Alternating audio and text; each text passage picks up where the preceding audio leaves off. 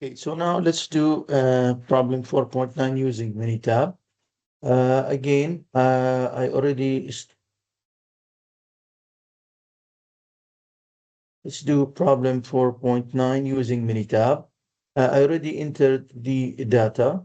So I put all the data in column C1. So again, we go to stat, basic statistics. Now, since the standard deviation of the population is not known, and we only have data about the sample, so I will use one sample T.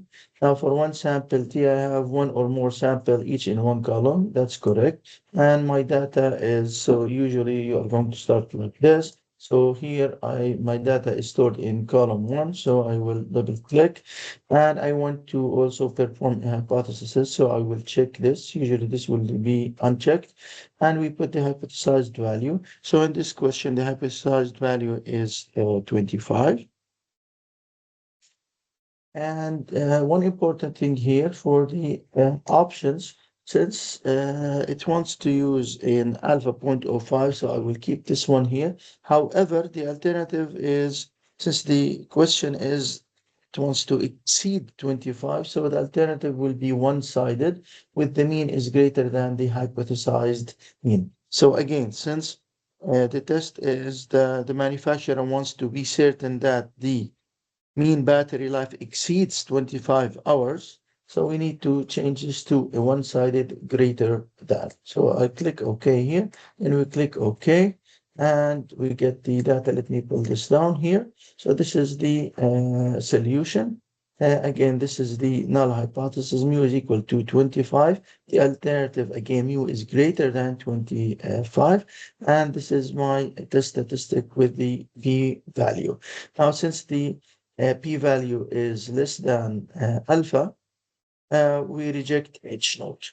Now, notice here that the p-value is 0.042.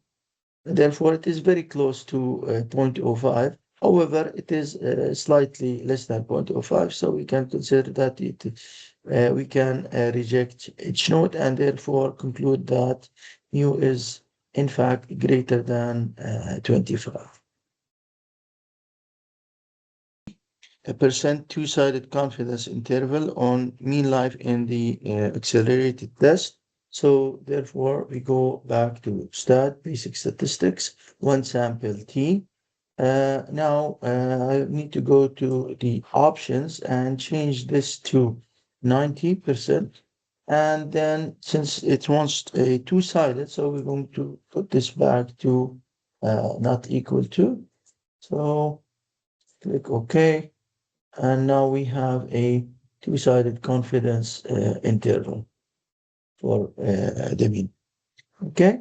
Now part C, construct a normal probability plot of the battery life data. What conclusions can you draw? So let's do that with the here for under graph, we have the probability plot. So I'm going to choose under graph probability plot and just choose the single, and the data is stored in column C1. So, and click OK.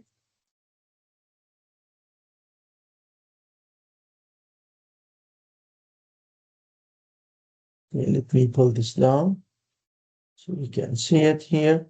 You see that most of the points fall around this line here, and the p-value is 0.986. So that's a very high p-value.